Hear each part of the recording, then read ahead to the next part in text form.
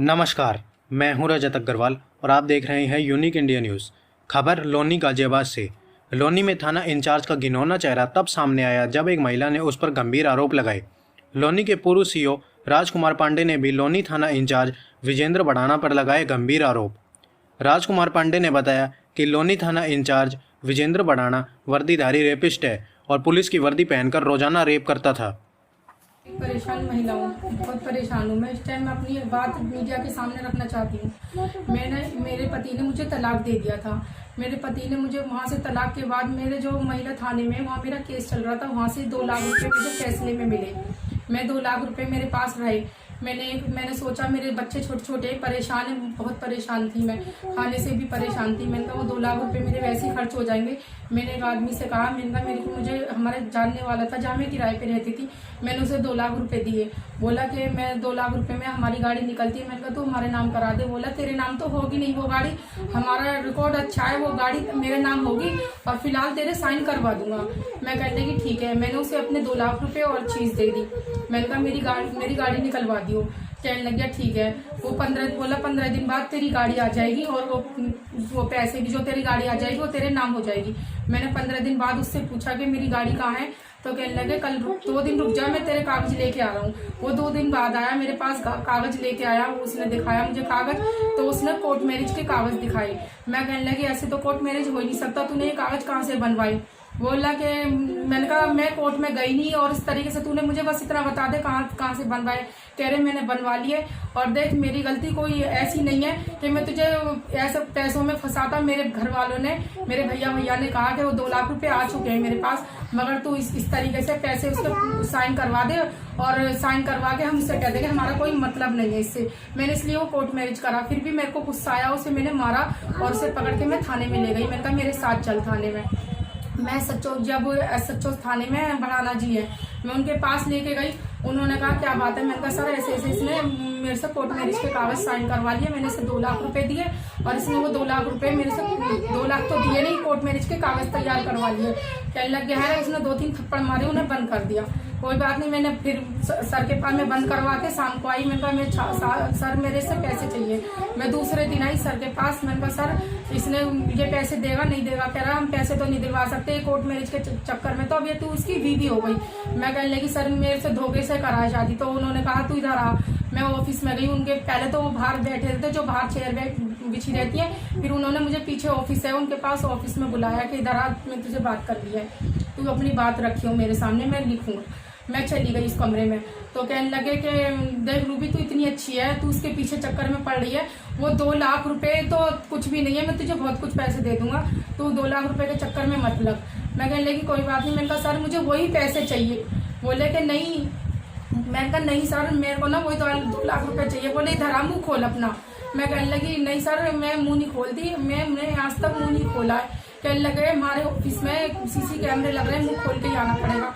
मैंने वो मुंह खोल दिया एसएचओ साहब की वजह से, टेबल सर कह रहे हैं। तो मेरे से कहा पास में आ। मैं आ गई उनके पास में को, तो बोले कि हाथ पकड़ के अपने ऊपर गिराया उन्होंने मुझे। मैं कहने लगी सर ये क्या कर रहे हो। कह रहे किस करवा दे, देख तेरे 2 लाख रुपए ने इस बहन के लोड़े से तो वो भी दिलवाऊंगा और मैं भी दूंगा तुझे वो पैसे। मैं कहने लगी सर मुझे ऐसे पैसे नहीं चाहिए। मैं तुम समझ रहे हो कि मैं गंदी हूँ, मैं गंदी नहीं, मैं मजबूर औरत हूँ बहुत ज्यादा, मैं बहुत परेशान हूँ। कहने लगे देख ले तू मेरी सुन ले, बहुत फायदे में रहेगी। मैंने कहा मुझे नहीं सुननी सर। जैसे उन्होंने मुझे अपनी तरफ गिराया, मैंने हाथ उठाया उनके ऊपर, तो मैं मार नहीं पाई। डर की वजह से मेरे हाथ पैर कपा गए थे कि इतने बड़े सर है, ये मुझे कहीं जेल में बंद ना करवा दे। मैं कहने की कोई बात नहीं। मैं डर गई बहुत ज्यादा। फिर मैंने कहा सर मेरी कंप्लेन उन्होंने उठा के करा, देखा तेरी कोई कंप्लेन नहीं की जाएगी। वो कंप्लेन लेके डस्टबिन में डाल दी उन्होंने। मैं रोने लगी, हाथ जोड़े उनके। मैंने कहा सर मेरे कागज दे दो, मैं परेशान हूँ, मेरे बच्चे भूखे मर जाएंगे। मगर उन लोगों ने मेरी वो सुनी नहीं। मैं बाहर आई, मैंने देखा कोई क्या पता इन्होंने फोन कर दिया हो बाहर से, मुझे कोई लेडीज पुलिस या जेंट्स मुझे कोई पकड़ ना ले, मगर किसी ने मुझे कुछ नहीं कहा। मैं वापसी आ गई वहां पर। 2-4 दिन रुकी। मैंने कहा चल थाने में पता है और चौकी में नहीं पता। मैं चौकी में गई, टंकी यहाँ पर लोनी थाने के पास पीछे टंकी है, टंकी के पास चौकी है, उस चौकी में गई तो वहां पर मनोज बालियान थे, उनके पास मैंने उन्हें पकड़वाया। यहाँ की पुलिस गई, उन्हें उठा के लेके आई, उसके भैया को भी और उसे भी।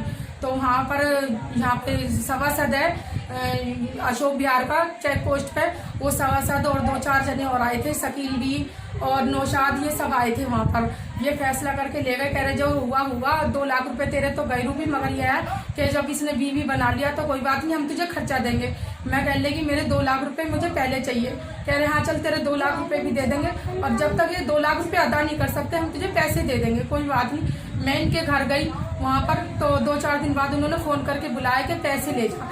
मैं उनके घर गई पैसे लेने के लिए, तो उन लोगों ने क्या करा कि बाहर का मेन गेट बंद करके मुझे कमरे में बुला के, मेरे जो जिसने मेरे से कोर्ट मैरिज करा था उसके भैया, भाभी, माँ, उसकी बीवी, उन्होंने मुझे डंडों से इतनी पिटाई करी, लाठियों से इतना मारा कि मेरे ना मुंह में से भी खून और मेरे ब्लीडिंग छूट गई बहुत ज्यादा। मैंने 100 नंबर पे फोन करा, 100 नंबर वाले आए, मुझे लेके आए। तो मैंने यहाँ पर आई थाने में, उन्होंने थाने वालों ने मेरी कंप्लेन ले ली थी। मैं 100 नंबर तो बाहर छोड़ के चली गई थाने तक। वो बोले कि हाँ जाओ तुम, हमने इसे रख लेंगे। वो मैं बाहर आई वो कंप्लेन लिखवाने के लिए, तो इतनी देर में मैं इतनी परेशान थी सर, मैं बेहोश हो गई। वहाँ की जो चलती हुई सवारी रोड थी वो मुझे उठा के ना तो डिस्पेंसरी ले गई, यहाँ पास में ही थाने के पास C1 हॉस्पिटल है प्राइवेट, मुझे वहाँ भर्ती करा गया। वहाँ भर्ती रही मैं 5 बजे तक, मुझे ऑक्सीजन चढ़ा, मुझे होश नहीं रहा। डॉक्टरों ने बहुत कोशिश करी उठाने की, मैं 5 बजे होश आया। उन्होंने मुझसे पूछा तो उन्होंने 100 नंबर वहाँ पुलिस बुलाई, 100 नंबर की पुलिस भी आई यहाँ था इसमें C1 हॉस्पिटल में। तो वो मेरे को देख के चली गई वापसी। सर बस मेरे ना सर, उन्होंने मेरी किसी तरह से भी मजबूरी में, परेशानी में किसी तरह से भी मेरी उन्होंने मदद नहीं करी। उन्होंने कहा कि अगर मेरी तू सुन लेती ना, आज तू परेशान नहीं होती। बस सर मेरी विनती आपसे हाथ जोड़ के है कि मेरी मदद करो। अगर ऐसे ही बड़े अफसर किसी महिला के साथ ऐसा करेंगे तो कोई अफसर कोई काम नहीं आएगा, बस अपने आप ही सब ये साधारण दूर करेंगे।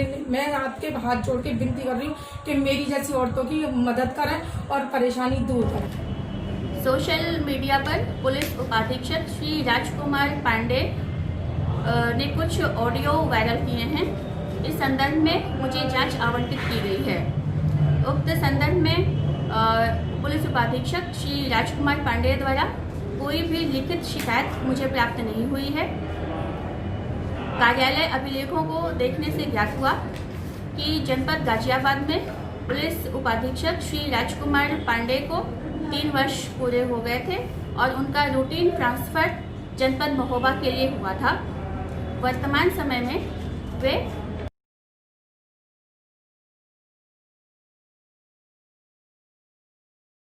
नई व खास खबर के लिए हमारे चैनल यूनिक इंडिया न्यूज़ को सब्सक्राइब करें, लाइक करें एंड शेयर करें।